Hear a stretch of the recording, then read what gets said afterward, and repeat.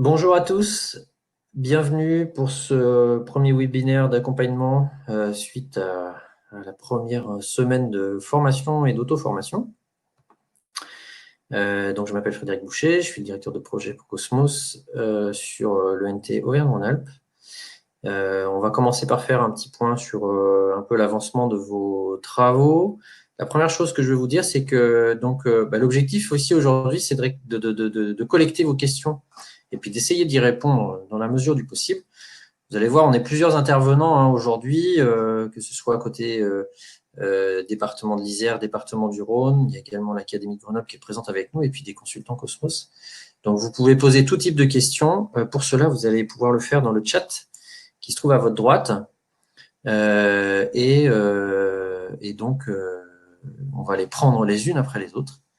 Et on va s'efforcer de les traiter au mieux. Voilà. Alors, déjà, on va faire un petit point d'avancement. Donc, ce tableau-là, en fait, c'est le niveau de participation, en gros, d'utilisation du module d'auto-formation que l'on vous a mis à disposition depuis lundi. Et on voit, en fait, le nombre de connexions sur les différentes parties de ce cours en ligne. Donc, on voit que vous avez été un certain nombre, déjà, quand même, à l'utiliser, à commencer par la présentation générale, tout ce qui est identification de l'établissement et puis vérification de la présence des comptes. Alors, c'est important de vérifier la présence des comptes. Toute cette alimentation-là se fait de manière automatique toutes les nuits.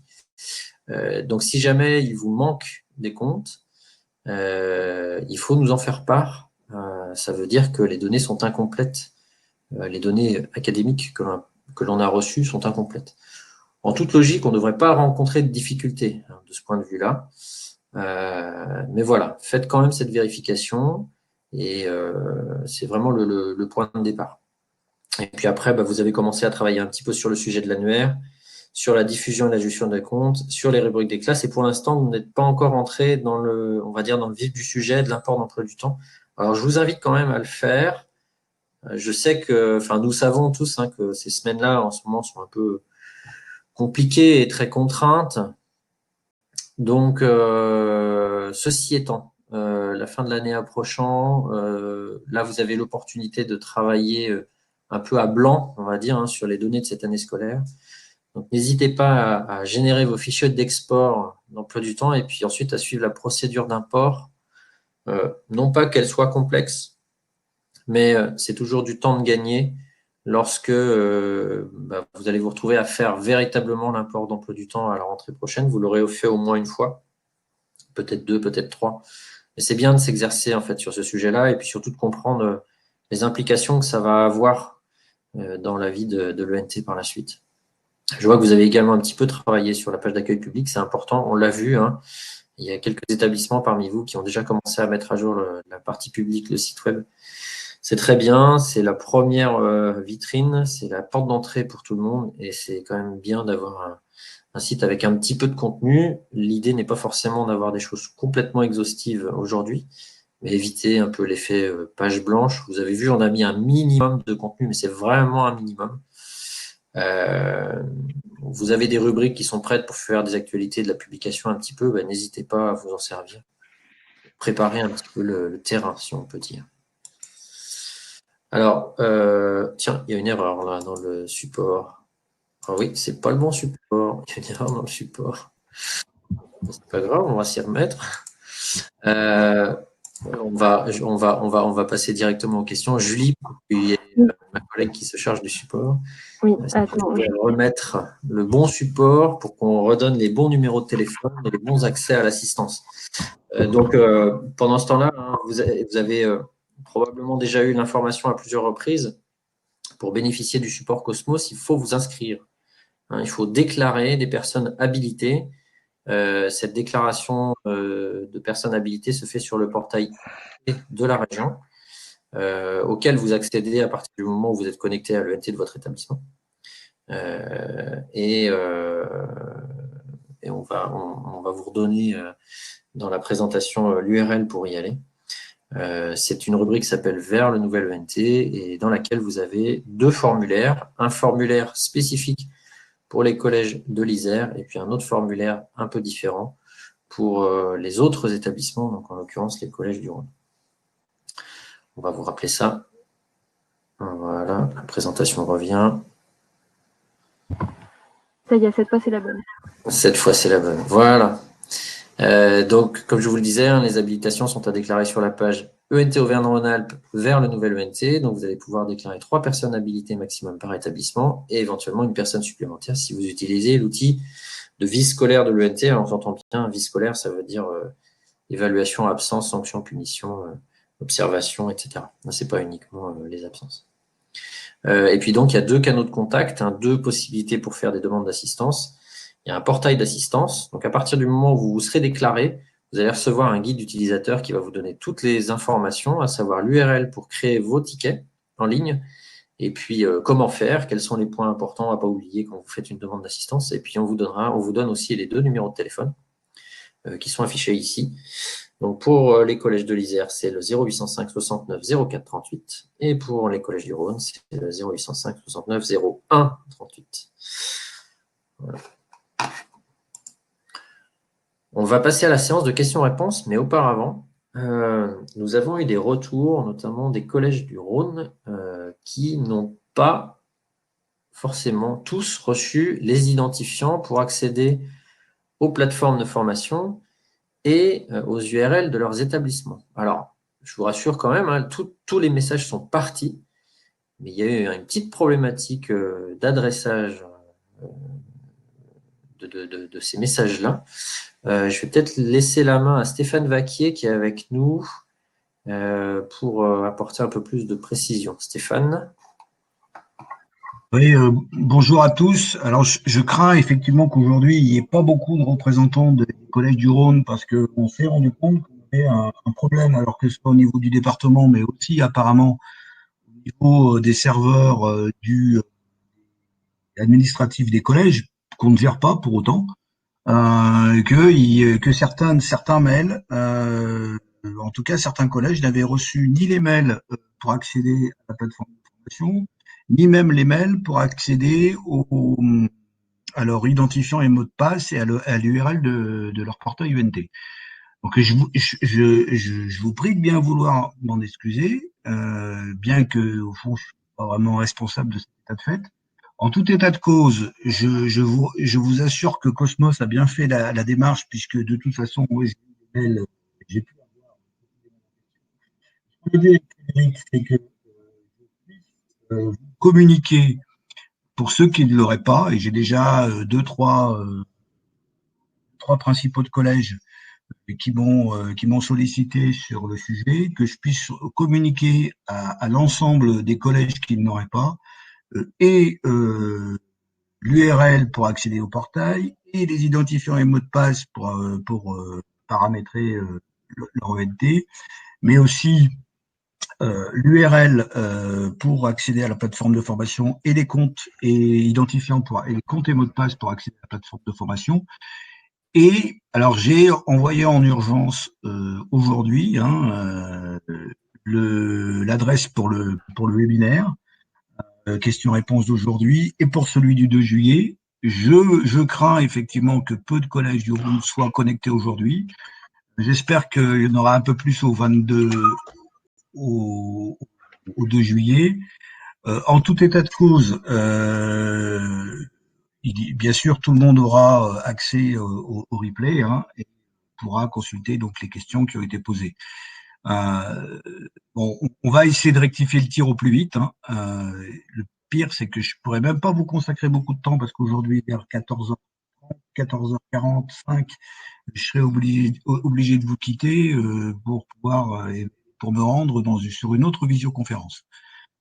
Donc voilà. Alors s'il y a des questions qui s'adressent directement au département du Rhône, n'hésitez pas à les poser au plus vite. Et vraiment encore désolé pour ces mails qui n'arrivent pas. Voilà. Merci. Merci Stéphane. Alors, il y a déjà un bon nombre de questions qui sont arrivées. On va les prendre dans l'ordre. La première question est pour toi, Pascal. Donc Pascal Verger pour l'Académie de Grenoble.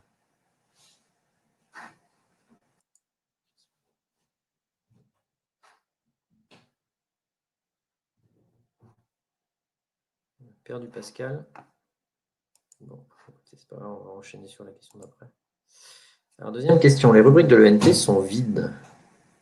Il manque la page d'accueil dans publication et EDT dans scolarité. Normal. Alors, c'est bizarre, ce genre de question. Alors, il faudrait que vous me précisiez éventuellement par retour de chat quel est l'établissement concerné. Alors, les rubriques de l'ENT sont vides. Potentiellement, oui. C'est pas forcément anormal. On livre un corpus de rubriques par défaut. Avec il n'y a pas forcément de contenu à l'intérieur. Hein. Ça, c'est pas forcément incohérent. Vous dites il manque la page d'accueil dans publication. Ça, c'est très étrange pour le coup. Si effectivement il n'y a pas le service publication dans la page d'accueil, ça c'est étrange. Et EDT dans scolarité. Alors en fait, EDT dans scolarité, ça c'est plutôt normal. Ce que je vous propose, c'est de vous montrer un peu comment devrait se présenter votre établissement. J'ai un établissement standard. Je vais partager mon écran. Vous allez voir mon écran. Un établissement lambda qui nous sert pour faire un certain nombre de tests dans lequel j'ai normalement la configuration qui va bien. Rien, aujourd'hui on est verni au niveau de la technique. Ça démarre très très bien. Il y a des jours comme ça. Voilà, ça finit toujours par revenir. Donc, tout va bien. Je vais me connecter avec un compte administrateur. Qui est le type de compte que vous pouvez avoir. Effectivement, par défaut, en fait, ici, notamment dans l'établissement, vous avez un certain nombre de rubriques qui ne sont pas forcément complétées, hein, c'est certain. Hein. Je ne sais plus, en fait, si dans l'organisation pédagogique, il y a quelque chose, mais voilà. Si ça renvoie à la question que vous avez posée, ça peut être normal. Ce qui n'est pas normal, d'après ce que vous écrivez, mais on va regarder ça une fois que vous nous aurez indiqué dans quel établissement vous êtes. C'est dans publication, en toute logique, vous devez avoir gestion page d'accueil, qui se présente comme ça. Alors, ce qui peut se passer, c'est que peut-être que vous vous êtes connecté aussi avec un compte personnel de direction. Et vous n'êtes pas administrateur par défaut. Donc, en tant que personnel de direction, vous êtes personnel de direction. Et de fait, vous n'avez pas forcément les droits pour pouvoir gérer la page publique. C'est par défaut le compte administrateur qui peut faire ça. Donc, c'est peut-être ça. Voilà, je vois, ouais, ok. Collège Robert Desnos arrive. Bon, je vais aller le chercher. On va regarder. On va tout de suite le vérifier. Normalement, on ne fait pas trop de diagnostic comme ça en ligne. Mais on va le faire quand même rapidement. Voilà. Donc, je vais aller sur votre établissement et on va aller vérifier ça. Je vais partager mon écran. Et puis comme ça, on verra bien ce qu'il en est dans la vraie vie. Publication. Vous voyez, j'ai bien gestion de page d'accueil. C'est probablement que le compte avec lequel vous êtes connecté, ce n'est pas le compte administrateur. C'est probablement un autre compte. C'est la raison pour laquelle vous ne voyez que contribution et pas gestion de page d'accueil ou comme ciblé. Mais c'est bien là. C'est bien là. Donc, pour administrer cette page d'accueil, il faut bien vous connecter en tant qu'administrateur. Et les autres services sont bien présents. Tout est là. Et si je regarde dans scolarité, service établissement, tiens, par contre, oui, il y a bien un truc là. Vérifier ce que je devrais avoir en toute logique, la gestion des apports d'emploi du temps, si elle est là. Pédagogie, gestion emploi du temps. Et là, vous avez bien la gestion des apports d'emploi du temps. Voilà, donc vous pouvez bien le faire. Pas de problème. Ne vous inquiétez pas, je peux voir votre établissement. Hein, c'est pas du tout anormal. On a des comptes spécifiques qui nous permettent d'aller éventuellement consulter en cas de dysfonctionnement. Hein, ne soyez pas choqués. C'est tout à fait normal. Voilà, donc rien d'anormal en tout cas par rapport à votre établissement. On va pouvoir passer à la question suivante. Marion. Bonjour. Alors, la question suivante, c'était comment mettre un lien vers les téléservices ou plutôt un bouton. Alors, on peut créer un connecteur vers les téléservices. Donc, ça se passe depuis administration, créer un service. Par contre, il n'y a pas de fédération d'identité. On ne propage pas l'identité de la personne sur les téléservices spécifiquement. Donc, en fait, le parent ou l'élève sera malgré tout obligé de se reconnecter. Donc, ce n'est pas un vrai connecteur de bout en bout. La question suivante, c'était « Bonjour, à l'import des élèves ayant quitté l'établissement sont remontés et nous les avons ignorés.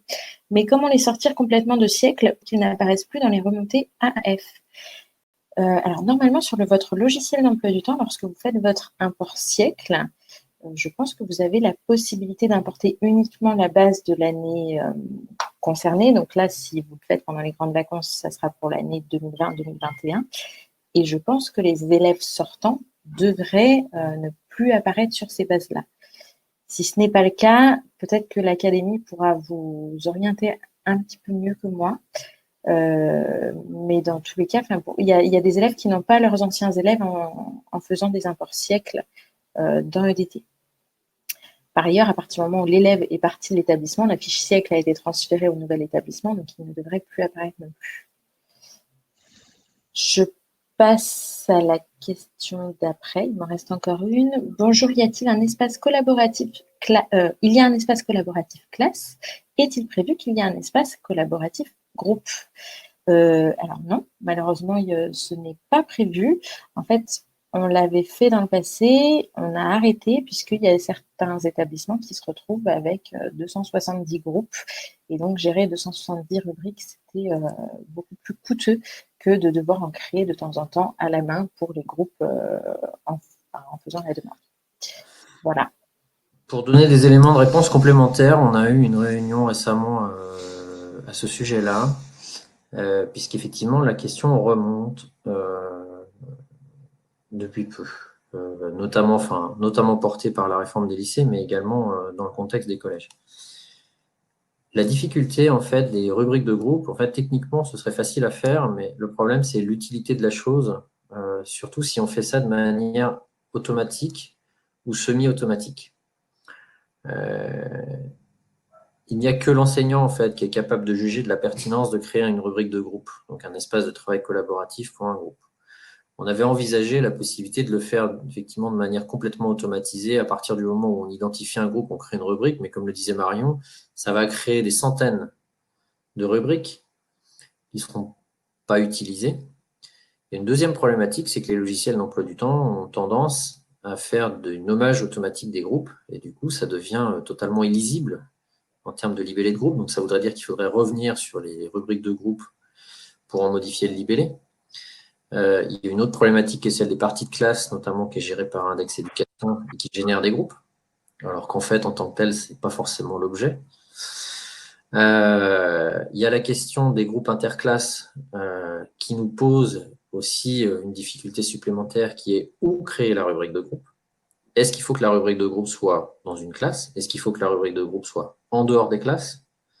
Il faut prévoir un principe d'archivage, voire une suppression automatique des rubriques de groupe. Et puis en fait, on se rend compte que la personne, notamment qui se charge des imports d'emploi du temps, étant le personnel de direction, cette personne-là ne va pas forcément avoir la connaissance à l'instant T, au moment où elle fait l'import, de la nécessité de créer des rubriques de groupe pour ses enseignants ou pas, parce qu'on ne sait pas forcément qui va utiliser quoi. Donc, il y a des réflexions qui sont en cours, il y a une piste qui est envisagée, il y a même 2 pistes qui sont envisagées, mais pour l'instant, rien de concret. Rien de concret pour l'instant. Je ne dis pas qu'il ne se passera rien à la rentrée, mais pour l'instant, rien de concret. On a bien pris en compte cette demande. Voilà.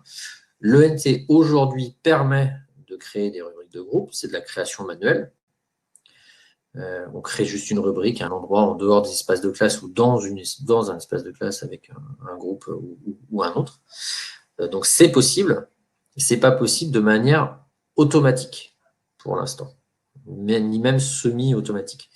Mais voilà, on a quelques pistes. C'est très récent, hein, on y a travaillé cette fin de semaine dernière. Donc voilà, on reviendra vers vous. Pour l'instant, ce n'est pas possible. Désolé, j'étais un peu long, je vais faire plus court après. La question suivante. Certains enseignants souhaiteraient pouvoir disposer de la fonctionnalité IMAP sur leur messagerie. Comment faire parvenir la liste de ces enseignants? Vous le faites dans un ticket. vous faites une demande d'assistance et vous mettez dans un ticket. Et nous, on prendra le relais derrière. Par principe, le service IMAP n'est pas ouvert aux enseignants, il est ouvert au personnel de direction uniquement. On peut faire des exceptions, à savoir que l'IMAP est très peu utilisé, en fait. Donc, voilà, on va pouvoir traiter les cas à la marge, comme ça. Autre question. Sur la page publique de l'ENT, y a-t-il une possibilité d'augmenter le nombre de boîtes? Non, malheureusement, non. Pourquoi on a fait ça? On a fait ça parce qu'on l'a déjà dit à plusieurs reprises, mais il n'est pas forcément évident d'avoir un webmestre dans un établissement scolaire. Et donc, on a voulu créer un canevas facile à prendre en main et relativement figé pour pouvoir aller vite. Voilà. Donc, je conçois que ça puisse être frustrant pour des gens qui sont habitués à des outils. On parle souvent de WordPress, par exemple. Ben voilà, effectivement, ça peut être un peu frustrant, mais non, il n'y a pas de possibilité de rajouter des blocs. Une question, remarque et question. Il est dommage que Pixabay ne soit pas intégré, comme dans WordPress. Ce serait plus simple pour ajouter des images. C'est une bonne remarque, effectivement. Après, Pixabay est une banque d'images, il y en a d'autres. Pourquoi celle-ci plutôt qu'une autre? Nous, on n'a pas forcément vocation à orienter vers telle ou telle source d'images. Donc, effectivement, on ne le fait pas. Après, Pixabay est quand même d'une utilisation très, très simple. Donc, c'est facile de récupérer les images. Mais en effet, non, c'est pas fait. Et la question d'après, c'est est-ce possible à envisager dans une future évolution de la version actuelle? Eh bien, tout est possible. Il faut en fait faire remonter vos suggestions d'amélioration à l'académie. Et l'académie consolide l'ensemble des demandes. Et ensuite, il y a chaque année un travail qui est fait d'arbitrage des priorités de demande d'évolution. Et puis, en fonction de tout ça, ça sera fait ou pas. Voilà. Pour l'instant, pas de Pixabay en tout cas intégré. La question suivante est, lorsque l'on ajoute une image, par exemple pour la création d'une activité, est-il possible de donner une adresse URL ou bien il faut avoir téléchargé une image au préalable, ce qui n'est pas pratique? Alors, il est possible d'intégrer ce qu'on appelle chez nous des contenus riches qui pointent vers une URL. Donc, ça peut être une vidéo, une image, un exercice interactif.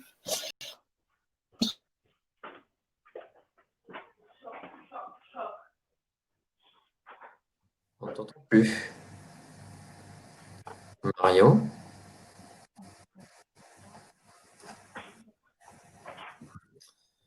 Bon, on a perdu Marion.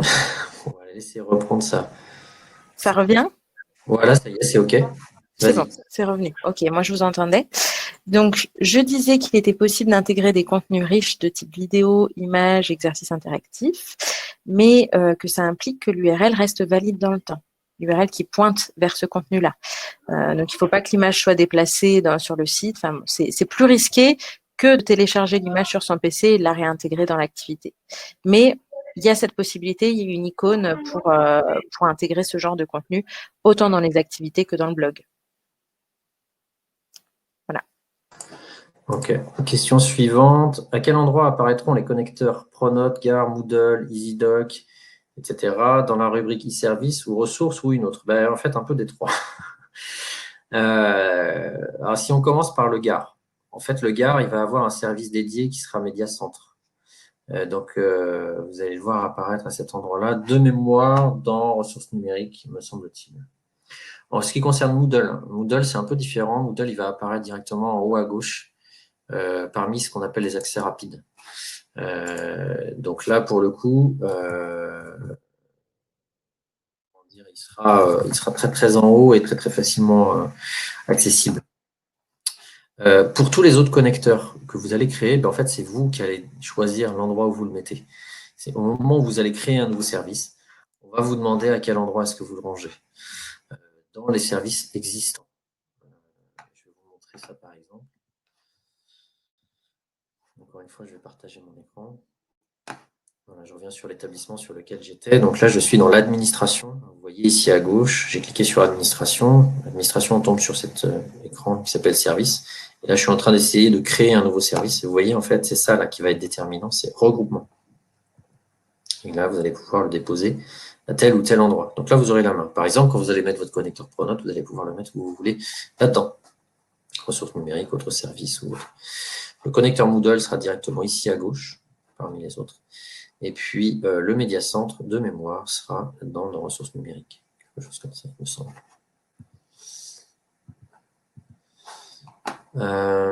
J'ai demandé au département le déploiement de Moodle sur notre espace. Quand sera-t-il actif? Alors oui, il y a plusieurs établissements qui ont demandé le déploiement de Moodle. C'est parce qu'en fait, on est en train de finaliser le volet financier et commande de tout cela. Et comme on n'a pas encore le retour de tout le monde, on fera l'activation globale pour tout le monde lorsqu'on aura vraiment tous les retours des établissements. Donc ne vous inquiétez pas, c'est normal que ça prenne un petit peu de temps. Je pense, enfin, ce sera fait pendant l'été, bien évidemment. Là, vous dire que ce sera fait sous 5 jours, 6 jours, 8 jours, j'en sais rien. En fait, on va voir la vitesse à laquelle rentrent les demandes des établissements. Bonjour, à quoi correspondent les bâtons sur le graphique? Ah oui, c'était le graphique qu'on a vu au tout début. Ça correspondait au nombre de personnes qui ont validé les différentes étapes. Ça nous permettait de voir en fait qui s'est connecté et qui est allé jusqu'au bout de telle ou telle étape. C'était le graphe que vous avez vu au tout début.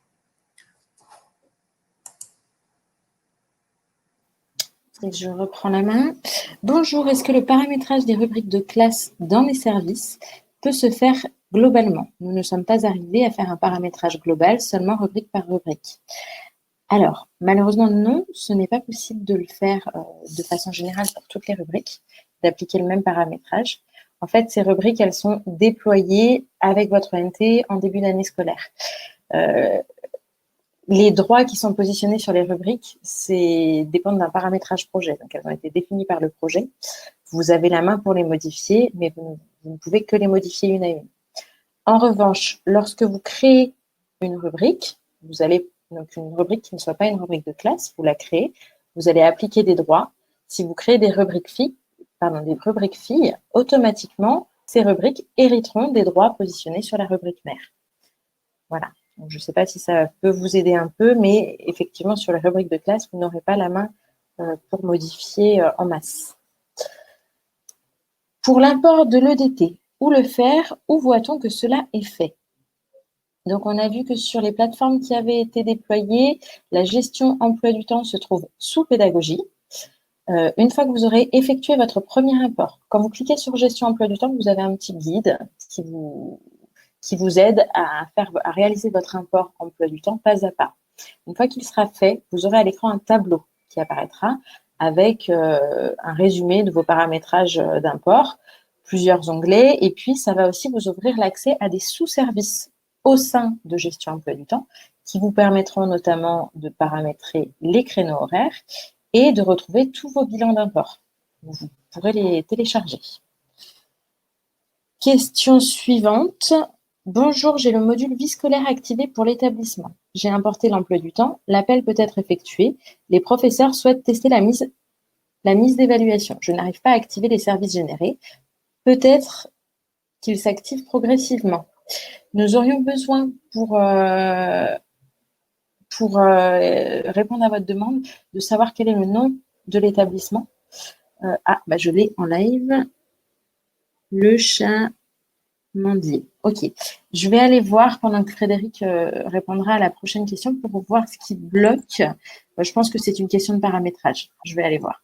Ouais, c'est ça, probablement. Hein, quand vous êtes déjà équipé du module de vie scolaire, il y a toute une démarche de paramétrage à faire. Alors forcément, la formation au module de vie scolaire n'a pas encore eu lieu. Hein, ça arrive dans les prochains jours pour les établissements qui en feront la demande. Mais il y a déjà, dans l'aide en ligne, vous pouvez trouver un guide d'aide au démarrage, puis un certain nombre de tutoriels qui vont vous aider pour vraiment commencer. Bon, ce qui vous arrive là, c'est probablement ça. Bonjour, j'ai une question sur l'annuaire. Si un utilisateur est renseigné comme parent, mais n'est pas renseigné comme non-enseignant, exemple, assistante sociale, quelle est la procédure? Alors, il est fort probable en fait que le compte de la personne existe par ailleurs, mais il n'est pas forcément rattaché à votre établissement. Les assistantes sociales, ces personnels-là n'ont pas, ce qu'on appelle nous, dans l'annuaire fédérateur d'établissement de rattachement principal. Dans ce cas-là, ce qu'il faut faire, c'est qu'il faut aller rechercher dans l'annuaire, il faut chercher sur tout le NT. Vous devez trouver cette personne-là. Et ensuite, vous pouvez lui donner des droits, donc la rajouter à un groupe au sein de votre établissement. Donc pour ça, il faut aller dans le service annuaire et vous allez pouvoir rechercher.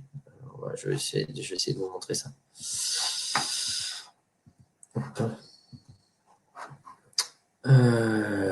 Alors, mon service annuaire, moi, sur mon établissement, il est là. Il n'est pas forcément au même endroit pour vous. Et en fait, vous voyez là, quand vous faites une recherche d'utilisateur, lorsqu'on est en recherche simple, vous cherchez dans votre établissement. En l'occurrence, ces personnels, comme je vous le disais tout à l'heure, n'étant pas forcément rattachés principalement à votre établissement, il est fort probable que vous ne les trouviez pas. Donc, pour aller un peu plus loin, vous pouvez faire recherche avancée. Et là, vous allez accéder à une recherche possible sur tout l'ENT. Vous voyez ici, vous avez une petite coche, tout l'ENT. Vous pouvez même éventuellement choisir le profil de la personne ou juste la recherche par nom-prénom et vous allez trouver très probablement cette personne-là. Et après, donc, le rattacher à un groupe potentiellement, voilà, dans votre établissement. Par exemple, s'il y a un groupe assistante sociale, vous allez pouvoir le rattacher à l'intérieur. Comme ceci, vous voyez, quand vous êtes dans la gestion des groupes, ici, là, je suis allé sur l'annuaire, mes groupes, on peut rechercher un groupe, soit tous, soit uniquement les groupes dont je suis membre. Et puis là, par exemple, pour les différents groupes, on a parlé des groupes d'options tout à l'heure, et j'ai des groupes d'options sur mon établissement, je vais pouvoir éventuellement le renseigner. Alors attention, hein, pour les groupes d'options, là, tels que celui-ci, ça c'est EDT, enfin c'est le logiciel d'emploi du temps qui va s'occuper du peuplement des groupes. Pour le groupe assistante sociale, par exemple, s'il y en a un, c'est vous qui allez faire ça, ici directement dans l'ENT.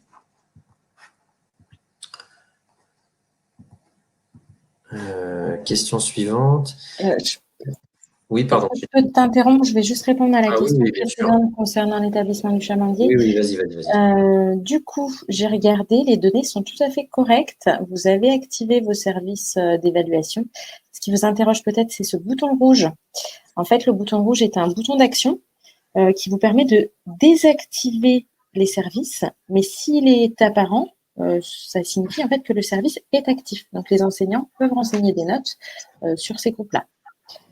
Donc voilà, les boutons verts, au contraire, signifient que le service est inactif et il faut cliquer sur le bouton vert pour le réactiver. Ouais, les services d'enseignement, sauf erreur de ma part, redescendent au moment de l'import d'emploi du temps. Ils sont actifs par défaut pour la totalité et on peut éventuellement en désactiver si on souhaite dans la vie scolaire. C'est bien ça, Marion? Presque. En fait, donc les services d'enseignement redescendent de l'emploi du temps, ça oui. Ensuite, on va les transformer en services d'évaluation. Ça, c'est une action manuelle et ils sont tous importés d'un coup et après, on va désactiver ce qu'on souhaite désactiver. Voilà, c'est ça. Ben, merci, c'était la petite étape intermédiaire que j'avais pas. Ça marche. La question suivante. Les élèves sont par défaut rédacteurs pour toutes les rubriques de classe. Est-ce possible de modifier, entre parenthèses, mettre en rédacteur sans mise en ligne, une fois pour toutes, les classes, ou dois-je le faire classe par classe? Ben, en fait, rédacteur, ça veut dire rédacteur sans mise en ligne. C'est justement ça, en fait, le paramétrage par défaut. C'est-à-dire qu'on autorise les élèves à contribuer dans les espaces de classe. Par contre, leur publication n'est visible qu'à partir du moment où elle a été validée, soit par le gestionnaire de la rubrique, soit par un enseignant qui va être modérateur. Donc, savoir comme les enseignants sont gestionnaires des rubriques de classe, ils vont pouvoir modérer les contenus et donc valider la mise en ligne. Et cette modération se fait au quotidien. Donc, il n'y a pas un envoi de messages à destination du modérateur ou du gestionnaire de la rubrique à chaque fois qu'un élève publie un contenu. Ça va se faire une fois par jour seulement. Et donc, vous allez pouvoir, après, en consultant votre messagerie, voir quelles sont les productions que vous validez, que vous publiez ou que vous invalidez. Donc, c'est bien le comportement par défaut. Les élèves sont simples rédacteurs sans possibilité de mise en ligne. Alors, on a une question ensuite. Est-ce que les groupes libres devront être refaits chaque année? Alors non, vous pouvez définir à la création d'un groupe qu'il sera pérenne et donc pas limité à la fin de l'année scolaire. Par contre, donc le groupe il pourra durer dans le temps. Par contre, si les membres de ce groupe changent, par exemple si vous faites un groupe vie scolaire et que dedans vous mettez tous vos AED, il se peut que l'année suivante, les AED ne soient pas les mêmes. Donc, le groupe restera, mais vous devrez sûrement repeupler ou modifier les membres qui en font partie. Le groupe reste, et je précise aussi que les droits qui ont été mis sur le groupe restent aussi. Je reprends la question suivante. Question sur l'annuaire. Quid des personnes non enseignantes n'ayant pas de compte dans l'ENT, comme le cas des AVS ou des AED? Alors, les personnes qui n'ont pas de compte dans l'ENT ont probablement un statut particulier. Ce sont peut-être des contractuels ou alors ils sont employés directement par l'établissement. Normalement, les AED redescendent de l'annuaire académique fédérateur. Donc, si ce n'est pas le cas, il ne faut pas hésiter à peut-être à créer un ticket pour qu'on puisse passer. Vérifiez également si les AED sont bien rattachés à votre établissement ou pas, ou s'ils dépendent d'un autre établissement, c'est peut-être une piste. Et les AVS, je crois vraiment que ça dépend de chaque contrat. Donc c'est pareil, certains AVS doivent redescendre et d'autres peut-être pas. Donc dans ce cas-là, vous pouvez tout à fait créer manuellement un compte via l'annuaire pour ces personnes. Alors, la question suivante, est-il possible de mettre en place le connecteur la vie scolaire maintenant? Oui, pour moi, il n'y a pas de contrainte. Alors, tant qu'on y est, puisque la dernière fois qu'on a fait ce type d'intervention, il y avait pas mal de questions sur les connecteurs. Je vais juste vous montrer où se trouve l'information. Alors, c'est pas loin. Voilà. Quand vous êtes dans l'ENT, où que vous soyez, je vous rappelle d'ailleurs, c'est votre première assistance, là. Tout en haut à droite, vous avez ce petit bouton d'aide qui va vous envoyer sur ce qu'on appelle la Scolingo Academy, qui est donc l'aide en ligne de l'ENT. Il y a tout un tas de choses ici que vous allez trouver, des tutoriels, des actualités, tout un tas d'informations, des foires aux questions, des vidéos, des articles et autres. J'en passe et des meilleurs. Par rapport au connecteur, donc, alors, si, petite précision, hein, cette aide en ligne-là, elle est spécifique au projet Ma classe en Auvergne-Rhône. Et elle est profilée, c'est-à-dire qu'en fonction du type de compte avec lequel vous allez vous connecter, vous verrez plus ou moins de choses. Vous verrez tout. Si vous vous connectez avec votre compte, soit personnel de direction, enseignant, CPE, que sais-je, vous verrez que ce qui a trait à votre activité en tant que telle. Par exemple, les tâches d'administration, si vous vous connectez avec un compte enseignant, vous n'y aurez pas accès. Mais pour en revenir à la question, par rapport au connecteur, ce que vous avez tous, ce que je vous invite vraiment à faire tout simplement, c'est avec le moteur de recherche, vous cherchez connecteur au pluriel. Et quand vous cherchez ça, vous allez tomber normalement sur un article qui vous donne tout de suite là, les connecteurs Ma classe en Auvergne-Rhône-Alpes. Donc, Ma classe en Auvergne-Rhône-Alpes, c'est bien le nom du projet, hein, même si c'est Ma classe en Isère, Ma classe en 69. On est bien sur ça. Et en fait, en cliquant là-dessus, vous allez voir tous les connecteurs qui sont disponibles. Là, la question était sur laviescolaire.fr, je crois. Voilà. Là, ici, il y a tout le descriptif pour mettre en place le connecteur pour laviescolaire.fr. Donc, on vous explique comment faire, la configuration du service. Et quand vous allez créer votre nouveau connecteur, vous allez reprendre ces informations-là, en fait. Donc, voilà. Il va falloir simplement suivre, se laisser guider pour ça. Alors, petite précision quand même, et pas neutre. Il y a ici un certain nombre de connecteurs là-dedans qui renvoient vers des ressources qui sont également disponibles dans le Gard. Éducarté, là, par exemple, est également disponible dans le Gard. Du coup, à quoi bon ça en fait, on est obligé de maintenir cette liste de connecteurs, notamment pour l'enseignement agricole, puisque le déploiement du Gard est actuellement encore en cours, et donc ils ont dû, pour les lycées agricoles qui sont aussi équipés de notre solution, mettre en place des connecteurs un peu à l'ancienne, hors Gard, pour les services qui étaient déjà dans le Gard. Donc, en gros, à partir du moment où un service est disponible dans le Gard, vous ne mettez pas en place de connecteur par vous-même. S'il est disponible dans le Gard, vous n'avez rien à faire. L'accès à la ressource va descendre naturellement. S'il n'est pas disponible dans le Gard, c'est dans ce cas-là où il faut mettre en place un connecteur spécifique. Voilà.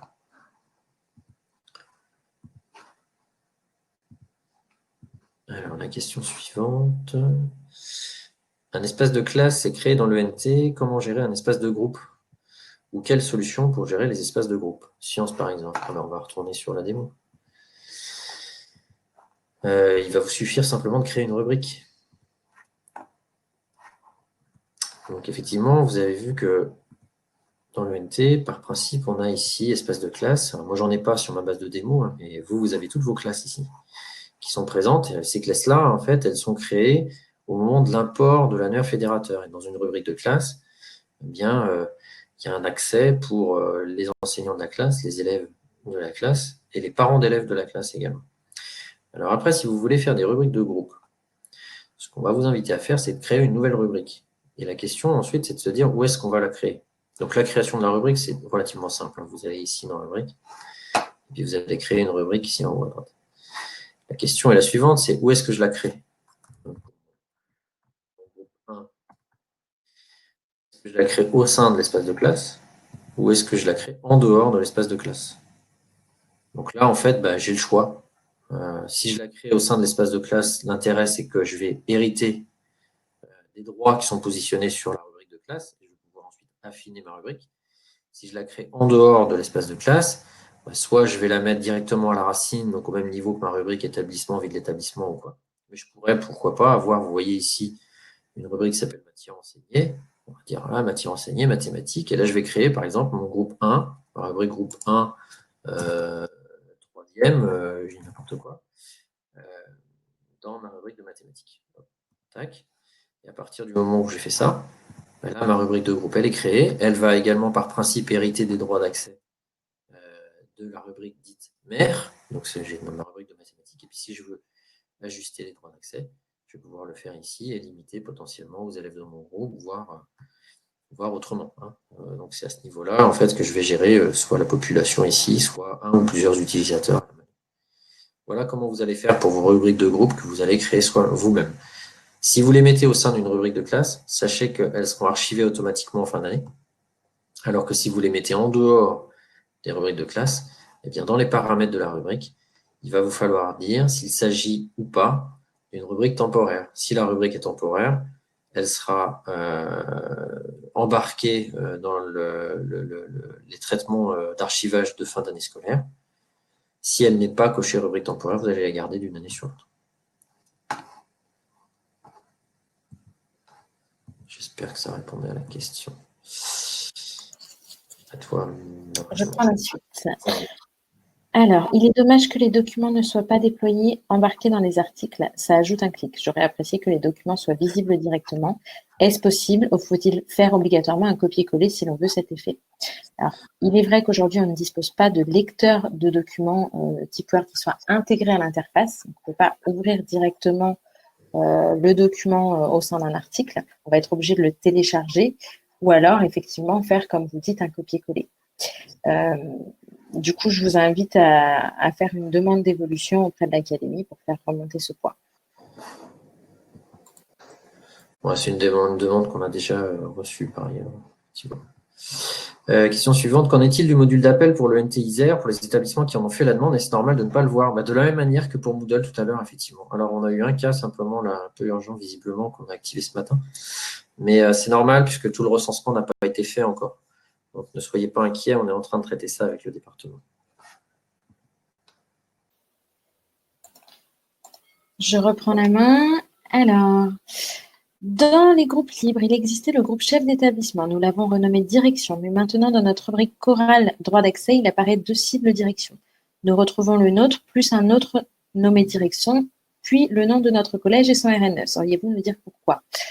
Ça vient peut-être effectivement du changement du nom de groupe, mais dans tous les cas en séance, ça va être difficile de répondre. Donc, je vous invite à saisir une demande d'assistance pour qu'on puisse vraiment analyser le cas.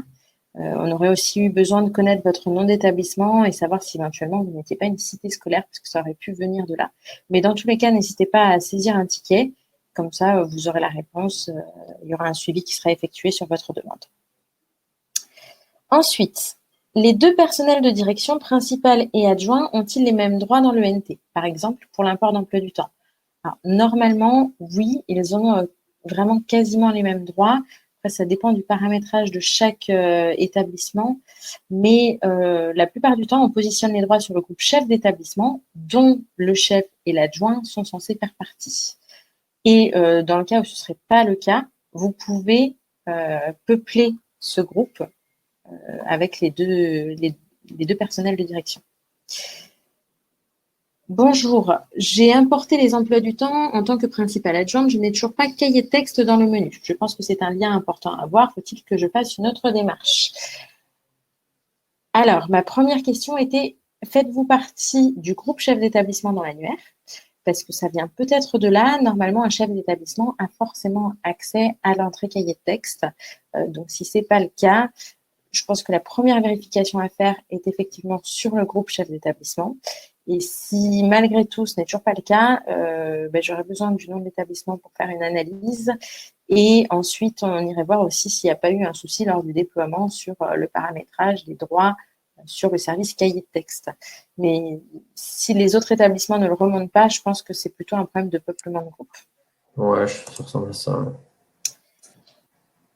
Question suivante. Alors, j'espère que j'ai bien compris la question. Pour une arborescence de site public type thème 1, sous-thème 1.1 et sous-thème 1.2, thème 2, sous-thème 2.1 et sous-thème 2.2, est-ce que thème 1 et thème 2 sont des rubriques avec blog et les sous-thèmes des articles de blog? Est-ce que les sous-thèmes sont plutôt, excusez-moi, des sous-rubriques mais avec un article unique d'accueil? Quelle est la stratégie à adopter? Est-ce que tu veux que je prenne ça, Marion, la limite Si tu sais de quoi il s'agit exactement, je veux bien. Je crois comprendre, en fait. Alors vas-y, je te laisse la main. Ouais.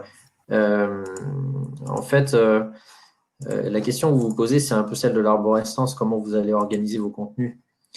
En fait, vous avez droit à 3 niveaux de rubrique dans ce qu'on vous propose. Donc, admettons que ça, ce soit le thème 1. Vous allez avoir un sous-thème 1, par exemple, thème 1, sous-thème 1, ce serait présentation. Et puis sous-thème 1.1, 1.2, 1.3, 1.4, par exemple.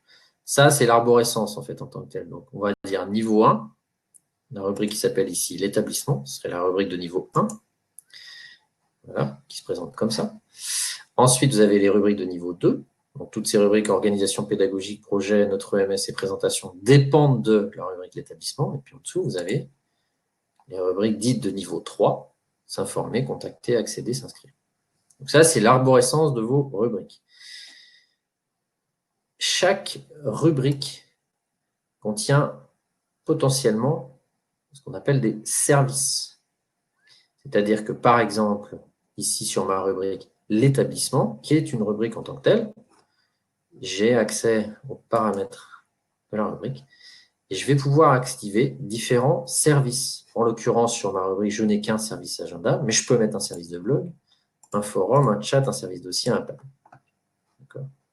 Quand je fais ça, qu'est-ce que ça fait? Quand je fais ça, en fait, ça rajoute des onglets sur ma rubrique. C'est-à-dire que là où tout à l'heure, j'avais juste l'agenda, désormais, sur ma rubrique l'établissement, j'ai un blog. J'ai éventuellement mon forum, j'ai un service de chat, j'ai un service de dossier partagé et j'ai un pad. Voilà. Donc, en fait, dans chaque rubrique, vous allez pouvoir ajouter, modifier, supprimer, mettre en avant des services. Là, sur ma rubrique l'établissement, la première chose sur laquelle je tombe, c'est l'agenda. J'ai décidé que ça fonctionnerait comme ça. Mais si je veux, par exemple, tomber non pas sur l'agenda, mais sur le blog, parce que c'est ça qui m'intéresse, là, ici, en plus de mes services actifs, il faut que j'aille ici préciser page d'accueil et mettre service blog, par exemple. Et quand j'enregistre ça, et que je vais consulter ma rubrique, clic, là, je retrouve bien ma rubrique qui s'appelle toujours l'établissement, elle n'a pas changé, sauf que je tombe sur le service blog. C'est là-dessus que je tombe lorsque je clique sur ma rubrique. Et puis, on va voir qu'en dessous, sur organisation pédagogique, vous voyez, là, j'ai un article d'accueil et j'ai juste un service de blog, et c'est tout. C'est tout ce que j'ai, parce que dans ce contexte-là, je n'ai besoin que de ça. Mais voilà, donc à chaque niveau, en fait, vous allez pouvoir activer autant de services que vous voulez. Par contre, vous ne pouvez faire que 3 niveaux. 3 niveaux de rubrique. Je reprends, rubrique. Pardon, excusez-moi, je vais un peu vite. L'établissement, c'est la rubrique de niveau 1. Celles d'en dessous, ce sont les rubriques de niveau 2.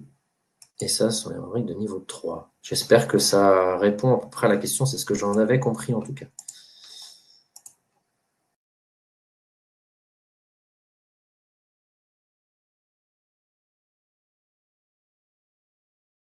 Je reprends la main, excusez-moi. Alors, je pense qu'en plus, la question suivante est assez proche. qui crée l'espace collaboratif groupe, l'administrateur ou le professeur peut le faire dans la zone rubrique. En fait, on a plusieurs cas différents. S'il s'agit d'une rubrique de groupe qui n'est pas interclasse, mais bien intraclasse, là, l'enseignant aura la main pour se créer une sous-rubrique au sein de la rubrique de classe avec son groupe. Je pense que la question concerne plutôt les groupes interclasses. Donc là, effectivement, il va falloir que la rubrique soit créée dans un autre espace. Donc, soit l'administrateur peut le faire, soit vous pouvez créer, alors l'administrateur peut créer une rubrique qui s'intitulerait par exemple « Espace des groupes », positionner tous les enseignants comme étant gestionnaires de cette rubrique « Espace des groupes », et du coup, chaque enseignant pourra se créer un espace, enfin une sous-rubrique en fait, au sein de cette rubrique « Espace des groupes » pour chacun de ces groupes. Je ne sais pas si c'est clair, mais en fait, ce qu'il faut faire, c'est donner un droit de gestionnaire aux enseignants sur un espace pour qu'ils puissent créer ensuite des sous-rubriques. Comment donner, alors la question suivante rejoint vraiment celle-ci, comment donner la possibilité aux enseignants de créer eux-mêmes des rubriques de groupe? Eh bien, donc en créant une rubrique mère espace des groupes et en mettant gestionnaire. Frédéric, je te relaisse la main. Oui. Problème de navigateur Chrome. Chrome ne fonctionne pas, mais Firefox, oui. Pourquoi ça fonctionne sur Firefox et pas sur Chrome? Excellente question. Chrome est le navigateur le plus utilisé dans le contexte de l'ENT, quand bien même ce n'est pas systématiquement la recommandation. Il faudrait vérifier la version que vous avez. C'est très surprenant. Très, très, très surprenant. Je n'ai jamais vu ça. Donc, peut-être qu'il y a des extensions ou des blocages qui sont en place. Vérifiez la version de Chrome. Indiquez si vous avez des extensions particulières installées à cet endroit-là. Et puis, il faut créer une demande d'assistance. Il faut vraiment faire une demande d'assistance. On ne va pas pouvoir le diagnostiquer en ligne comme ça. C'est très surprenant. Très, très surprenant. Rien n'est impossible, évidemment. Je reprends.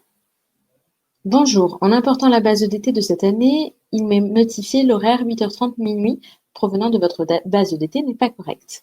Veuillez corriger les horaires saisis dans votre base EDT. Or, je me suis rapproché des techniciens EDT Pronote qui m'ont confirmé que les horaires étaient bien corrects, tant que ma base que sur le fichier base générée. Que faire? Avez-vous déjà rencontré ce genre de difficulté? En vous remerciant. Alors, comme ça, on ne peut vraiment pas savoir. Il va falloir créer un ticket pour que nous, on puisse analyser votre base EDT.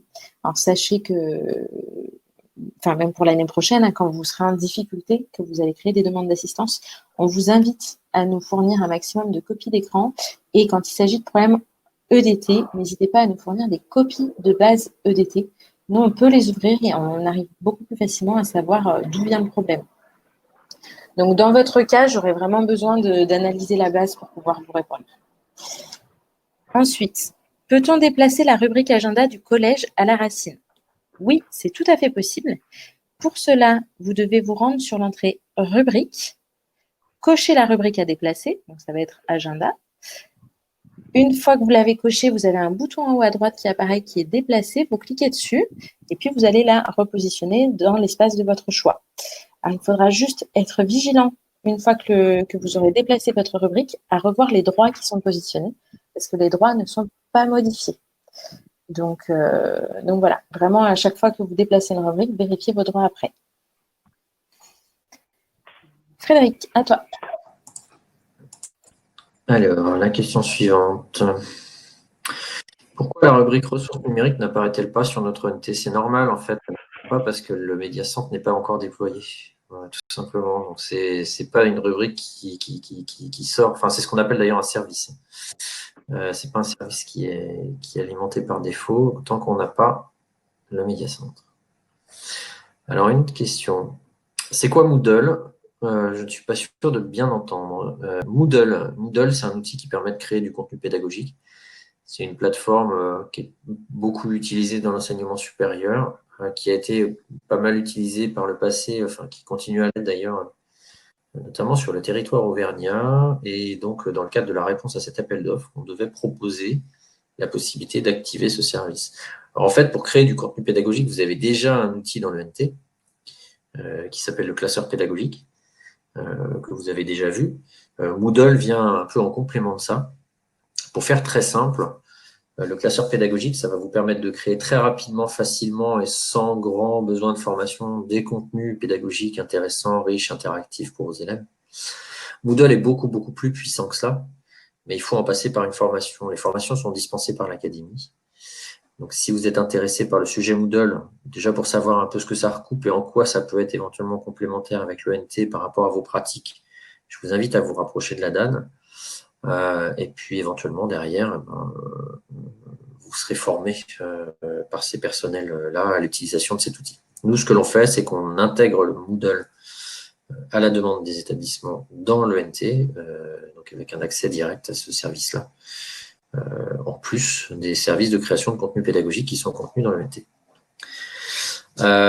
Retour sur la question Pixabay, quand vous dites s'adresser à l'académie, à qui s'adresse-t-on exactement, pardon, à la DAN. Vous vous adressez à la DAN sur ce sujet-là, pour tout ce qui est suggestion d'amélioration. Autre question, nous n'avons pas dans l'annuaire tout l'ENT. Impossible de trouver la S, de même impossible de trouver l'enseignant référent de mon établissement. En fait, si vous ne voyez pas tout l'ENT, c'est parce que vous utilisez un compte qui n'a pas tous les droits sur le service annuaire. Et ce qu'il faut bien comprendre, c'est que l'ENT que vous avez aujourd'hui est un outil assez fin sur la gestion des droits. En fonction du profil de compte que vous avez par défaut, vous allez avoir des accès plus ou moins étendus à différents services. Je n'ai plus en tête la configuration pour un compte enseignant, mais je pense qu'un compte enseignant, il va uniquement avoir accès à la recherche au sein de son établissement et pas forcément en dehors de l'établissement. Par contre, un compte administrateur, lui, en l'occurrence, va pouvoir accéder à tout l'ENT. Et quand je dis tout l'ENT, ce sont tous les établissements et tous les comptes qui sont présents dans l'ENT Auvergne-Rhône-Alpes. Donc, vous pouvez également, si vous le souhaitez, dialoguer avec un collège de la Haute-Loire ou avec un lycée de la Loire, par exemple. Pas de problème. C'est ça, en fait, l'accès à tout l'ENT. Donc, il faut avoir les droits qui le permettent sur le service annuaire. J'imagine que le compte avec lequel vous avez fait votre recherche ne dispose pas de ces droits-là. Donc, c'est avec le compte administrateur que vous allez pouvoir ajuster ces droits pour vous. Voilà. Question suivante. Est-ce utile ou nécessaire de créer un groupe libre quand il ne dispose que d'une seule personne? Exemple, documentaliste.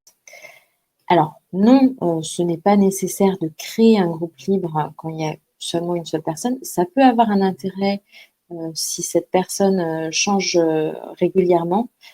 Je pense peut-être aux conseillers d'orientation. Je crois qu'on les appelle plus comme ça, hein, c'est psychologues maintenant. Peut-être que d'une année sur l'autre, ce n'est pas le même qui est affecté. Donc, si vous donnez des droits à un groupe, même s'il n'y a qu'une personne au sein de ce groupe, eh bien, il suffira de changer cette personne chaque année, plutôt que de redonner sur chaque service un droit à cette personne. Pour les groupes qui sont déjà préexistants, comme documentalistes, c'est pareil. Il y a déjà des droits qui sont prépositionnés, donc on vous invite quand même à renseigner ces groupes, enfin les membres de ces groupes. Ça permettra que les personnes qui en font partie récupèrent tous les droits qui leur sont déjà affectés. Question suivante. Il y a un délai entre le temps de génération des services et le temps d'accès au professeur pour qu'il puisse mettre des notes? Non. Normalement, à partir du moment où le service d'évaluation est généré, si vous avez bien des périodes et que l'enseignant a bien ses élèves dans un cahier de texte, normalement, il n'y a pas de délai du tout. C'est instantané. Donc, si vous avez des difficultés et que vous vous rendez compte que ce n'est pas le cas, n'hésitez pas à saisir un ticket. Où peut-on interdire la création de rubriques? Alors, en fait, on peut difficilement interdire la création de rubriques. C'est possible, mais c'est compliqué, puisque ce qui permet à un utilisateur de créer une rubrique, c'est le fait d'être gestionnaire sur la rubrique mère. L'administrateur, par défaut, de toute façon, il aura toujours le droit, on ne pourra jamais lui retirer le droit de créer des rubriques. Pour les autres utilisateurs, si vous souhaitez vraiment les empêcher de créer des rubriques, il va falloir passer sur chacune des rubriques et vérifier qu'ils ne sont pas gestionnaires. Alors, ce sera surtout le cas pour les rubriques de classe. Sur les autres rubriques du site, généralement, les seuls gestionnaires, ce sont les administrateurs et les personnels de direction. Ce n'est pas très risqué, c'est vraiment sur les rubriques de classe où là, vous avez tous les enseignants qui sont normalement par défaut gestionnaires. Comment attribuer un rôle de gestionnaire à un groupe entier? Nous n'avons pas encore fait la partie contribution. Je ne sais pas si la réponse s'y trouve, désolée. Pas de problème. Donc, pour ajouter un rôle à un groupe entier, alors, on parlait de rôle gestionnaire. Donc, on parle des rubriques, si je ne me trompe pas, si c'est bien de cela dont vous parliez. Vous allez sur rubrique, vous allez paramétrer votre rubrique, donc cliquez sur paramètres de la rubrique. Ensuite, vous allez sur le bouton droit d'accès, puis ajouter une population. Et quand vous ajoutez une population, vous allez pouvoir définir le rôle que vous souhaitez, associer à ce groupe. Et vous avez un onglet groupe. Donc, vous cliquez sur l'onglet groupe, vous sélectionnez le groupe de votre choix et vous lui mettez le rôle. Donc là, ça ajoute de façon massive aux utilisateurs un même droit. Julie, je te laisse la main. Oui, merci. Alors, la question suivante concerne les rubriques de classe. Alors, une rubrique de classe est visible par les élèves, les parents et les enseignants. Est-il possible qu'un service, par exemple le forum, ne soit visible et accessible que par les enseignants?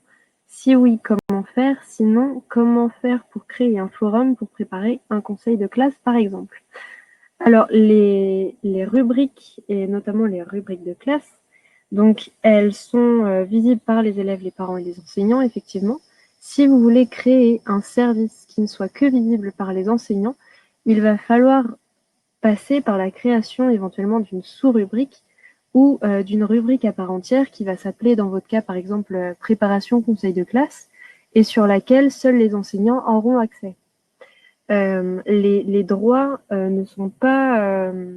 enfin, on n'a pas la possibilité de restreindre des droits seulement sur un service comme le forum. Le seul service sur lequel il est possible de restreindre les droits et de ne pas hériter les droits de la rubrique, c'est les dossiers partagés. Donc si dans votre cas, par exemple, vous voulez faire un forum pour la préparation des conseils de classe où seuls les enseignants ont accès, il va falloir passer par la création d'une rubrique réservée aux enseignants. Alors, je garde la main pour la question d'après. Bonjour, il semble que le classeur pédagogique soit plus riche que le cahier de texte. Quelles sont les différences majeures? Alors, en fait, le classeur pédagogique, il fait partie intégrante du cahier de texte. Ce sont deux services qui font partie de l'onglet pédagogie de l'ENT. Et donc, ils n'auront pas les mêmes usages. Par rapport à l'onglet cahier de texte, on va pouvoir remplir les éléments de séance. On va pouvoir éventuellement donner des travaux à faire pour les séances suivantes. Le classeur pédagogique, il va nous permettre de faire des créations d'activités. On va pouvoir y intégrer du contenu riche, comme de la vidéo ou des exerciceurs, ce qui n'est pas possible de faire avec le cahier de texte. Donc, c'est vraiment la différence majeure en fait qu'il y a entre les deux, c'est qu'ils n'ont pas du tout les mêmes usages.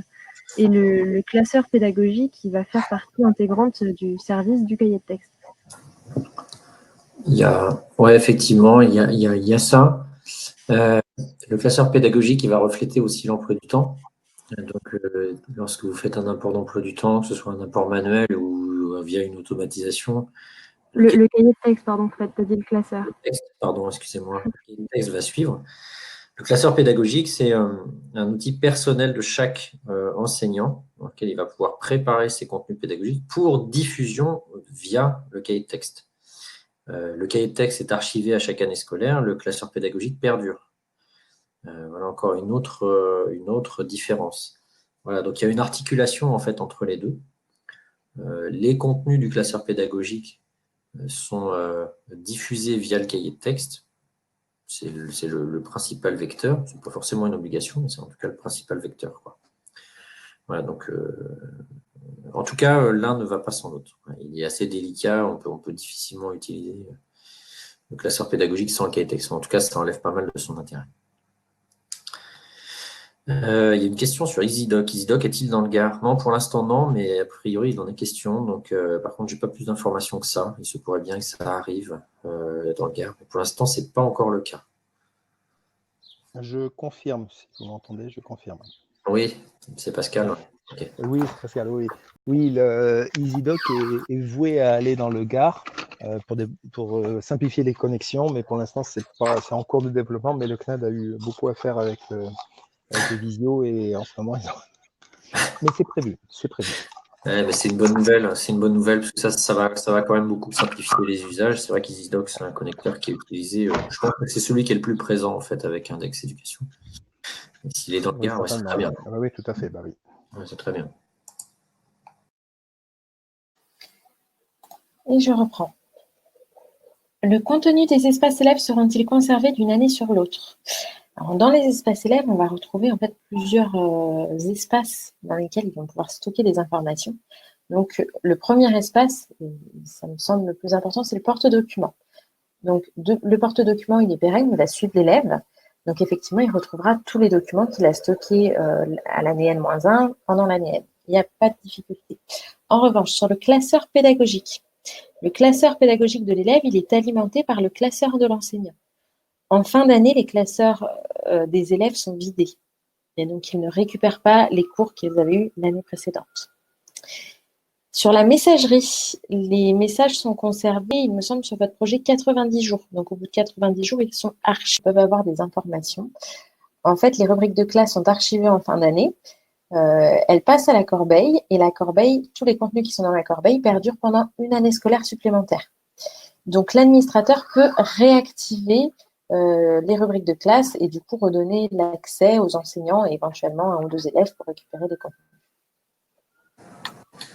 Sur l'archivage des messages, il faut que je vérifie, mais je crois qu'on est bien au-delà des 90 jours. Je crois bien qu'on est sur une année. Mais je vais vérifier. Hein. Alors, désolé si mon info n'est pas... Ça dépend des projets, donc je ne veux pas dire de bêtises. C'est variable d'un projet à l'autre et j'avoue que je n'ai plus ce paramètre en tête. Le principe est le suivant. La messagerie considère que lorsque on a des messages qui sont stockés et qui ne sont pas classés, donc des messages qui sont dans la boîte de réception, et que l'on ne consulte pas pendant un délai donné, ces messages sont automatiquement archivés. Voilà. Et donc, il y a pour ça une durée qui est effectivement par principe et par défaut de 90 jours. Je crois que ça a été très largement étendu sur le projet. De mémoire, c'est sur une année, mais il faudra que je vérifie. Ça veut dire que, en gros, qu'est-ce que c'est qu'un message qui est archivé automatiquement? C'est un message sur lequel vous n'avez pas cliqué pendant la durée prévue. Ça veut dire qu'a priori, ce sont des messages qui ne sont pas forcément d'une importance folle. La règle ne s'applique pas si vous rangez vos messages dans un dossier, dans la messagerie.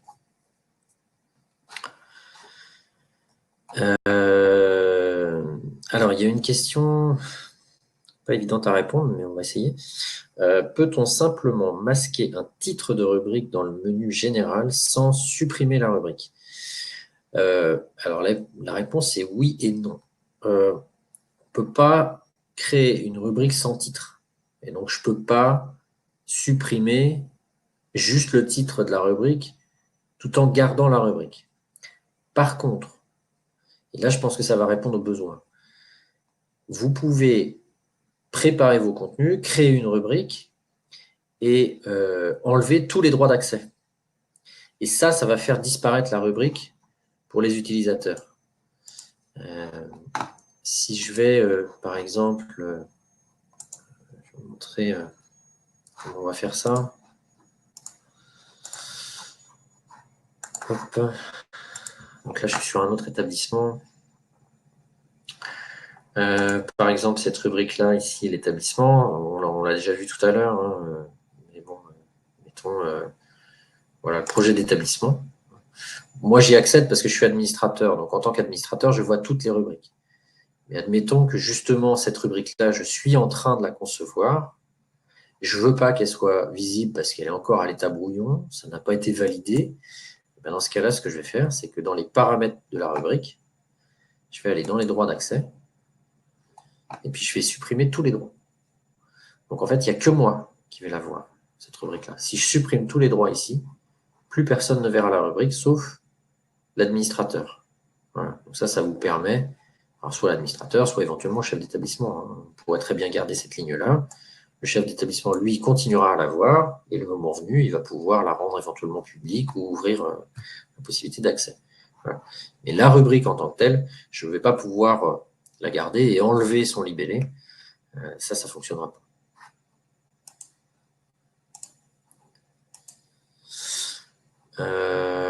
Une autre question. Est-ce que... attendez. Est-ce que utilisation cahier de texte, casier... Ah oui. Alors, en résumé, est-ce que les modifications dans le cahier de texte de l'ENT vont sur Pronote? Je pense que c'est ça. Est-ce que les modifications de l'ENT vont sur Pronote? Non. Alors, ça ne marche pas comme ça. Pour résumer les choses, par rapport à Index Éducation a 2 produits globalement, EDT pour la gestion d'emploi du temps et Pronote pour tout ce qui est gestion vie scolaire et autres. Comment on se comporte, nous, par rapport à ça? Par rapport à EDT, on importe les données d'EDT, notamment pour alimenter notre cahier de texte et également pour des besoins autour de la messagerie, autour de la gestion des groupes, des temporalités, etc., etc. Par rapport à Pronote, ce que l'on fait avec le connecteur, c'est qu'on permet d'afficher Pronote dans le contexte de l'ENT. C'est ça, ça sert à ça, en fait, le connecteur Pronote. Ça permet d'accéder à Pronote dans le contexte de l'ENT. Mais il n'y a pas de dialogue dans l'autre sens. Ce qui est fait dans l'ENT ne remonte pas dans Pronote. Un autre exemple qu'on peut vous donner, lorsqu'un parent va se connecter pour la première fois à l'ENT, c'est juste pour illustrer, vous allez comprendre le parallèle. Quand un parent va se connecter la première fois à l'ENT, on va lui demander de vérifier un certain nombre de choses, et parmi lesquelles il va y avoir son numéro de téléphone, par exemple. Ce numéro de téléphone, on le reçoit des bases siècles. Si le parent modifie ce numéro de téléphone dans l'ENT, il ne sera pas mis à jour dans siècle. Parce qu'en fait, l'ENT est le bout de la chaîne de tous les systèmes d'information. Et donc, il doit être à jour en fonction de tout ce qui se trouve en amont de lui. Donc, en l'occurrence, Pronote est en amont de l'ENT. Donc, les données de l'ENT ne remontent pas dans Pronote. Alors, il y a un complément de réponse par rapport à tout à l'heure sur la question de la vision de l'annuaire. Il y avait donc une personne qui cherchait à afficher tout l'ENT, qui me dit « Je viens de tester avec le compte administrateur sur tout l'ENT, je ne trouve toujours pas ni l'AS ni l'enseignant référent. » Et bien donc, ça veut dire qu'il y a un petit problème au niveau des données académiques. Voilà, parce qu'en fait, ce que j'ai fait, c'est que j'ai vu le nom de votre établissement. Donc, je suis allé voir le paramétrage. Donc, le paramétrage est correct. Donc là, c'est plutôt un problème d'alimentation de l'annuaire. Dans ce cas-là, il faudrait vous rapprocher de la DAN, éventuellement, parce que l'enseignant référent, notamment, c'est pas très logique que vous ne le trouviez pas dans tout l'annuaire de l'ENT. En ce qui concerne l'assistante sociale, ça c'est plus, ça me choque pas que vous ne la voyez pas, pas forcément, mais en tout cas l'enseignant qui vous manque, ça c'est problématique. Donc s'il n'est pas dans tout l'ENT avec un profil enseignant, c'est qu'il est manquant.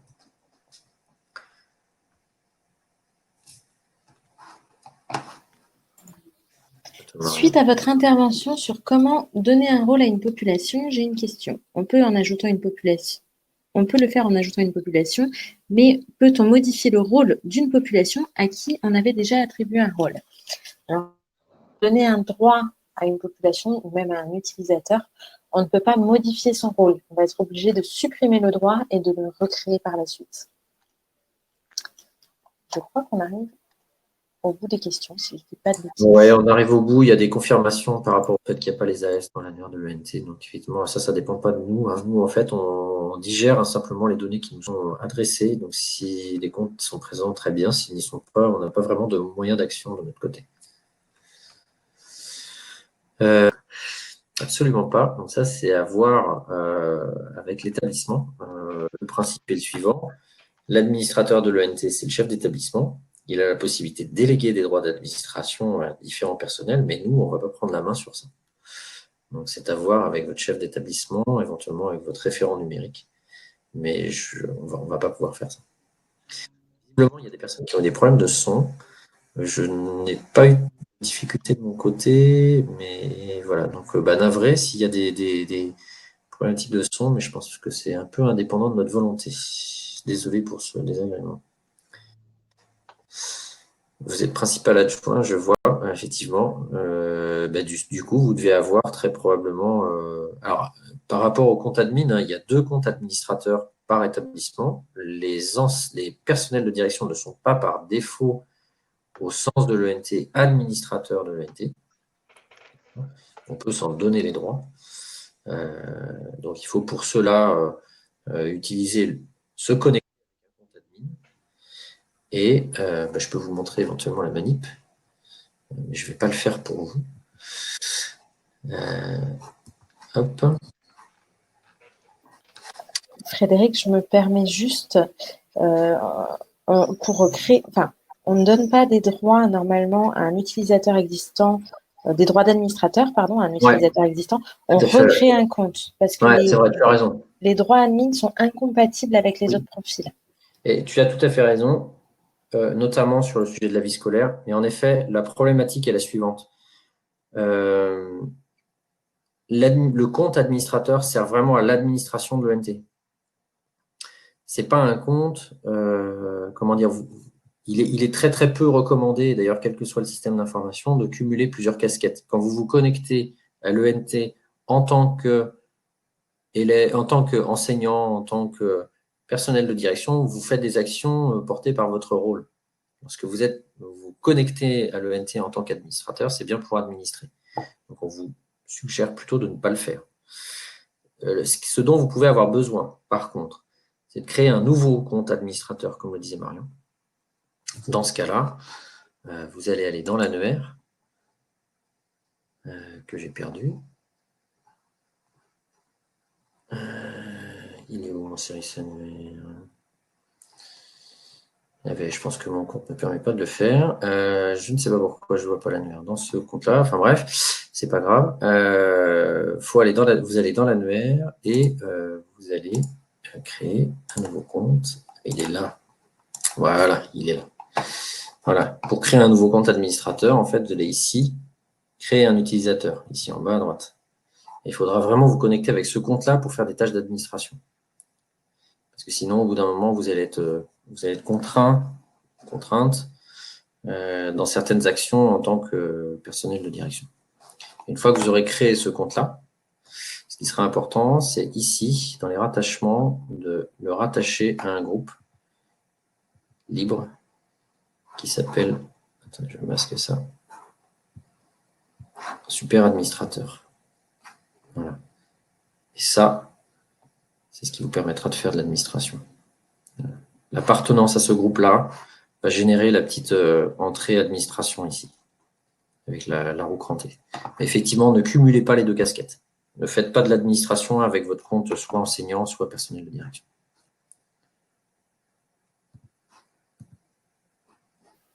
Je reprends, on a une autre question qui est arrivée. Est-ce qu'on peut utiliser le classeur le pédagogique et le cahier de texte de l'ENT, et de l'autre côté, la vie scolaire Pronote avec, j'imagine, absence et évaluation.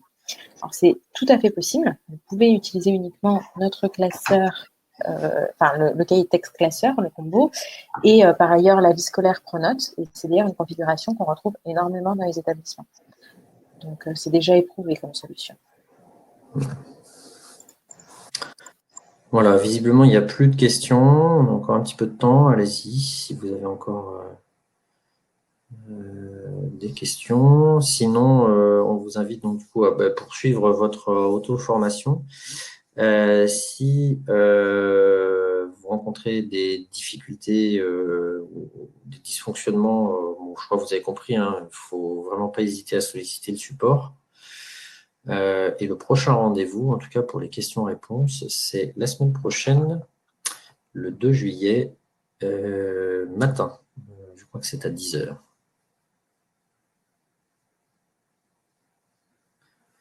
Voilà, bon, il n'y a plus de questions. Vous allez recevoir l'enregistrement d'ici quelques heures.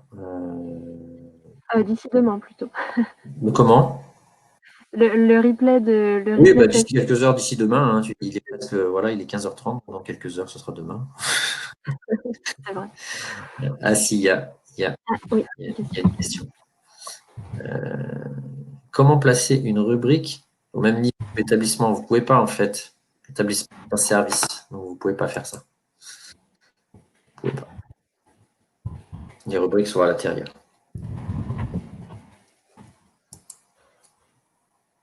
Je crois du coup qu'on a... Ah non, Ah, si, il y a encore des questions. Ouais. Il y avait une autre question, Frédéric. Pour le Oui. connecteur EasyDoc, doit-on attendre la rentrée si le connecteur est déjà sur OSE? Ça, je... Bah, je vois pas de contre-indication. Après, votre ENT actuel, on va dire en production pour l'année scolaire 2019-2020, c'est encore OSE. Pour moi, il n'y a pas de problème à le mettre aussi sur ENT Cosmos. Je vois pas de problème. Je vois pas de difficulté. Par contre, étant donné que vous devez, il me semble, importer votre base BCDI, je pense que c'est pas très utile de le faire dès aujourd'hui. Il faudra peut-être Ouais, attendre la rentrée. c'est ça, ouais. C'est pas le bon moment, en fait. Techniquement, ça marcherait. C'est pas tellement le bon moment. Voilà. Une autre question, est-il possible de changer l'identifiant des comptes admin qu'on nous a distribués? Tout à fait. C'est possible. Il faut du coup vous rendre dans l'annuaire, faire une recherche sur votre compte administrateur. Et quand vous faites la recherche, vous avez, alors il faut le faire depuis le compte admin en plus, hein, vous avez une petite clé qui apparaît comme icône en face de votre compte. Et cette clé permet de changer l'identifiant du compte. Alors c'est uniquement possible pour les comptes qui sont créés via l'ENT. Donc dans votre cas, les comptes administrateurs, les comptes élèves et les comptes parents. Voilà. Vous devez voir l'écran. La petite clé. La question suivante est pour toi, Frédéric. Alors attends, je ne l'ai pas encore vu.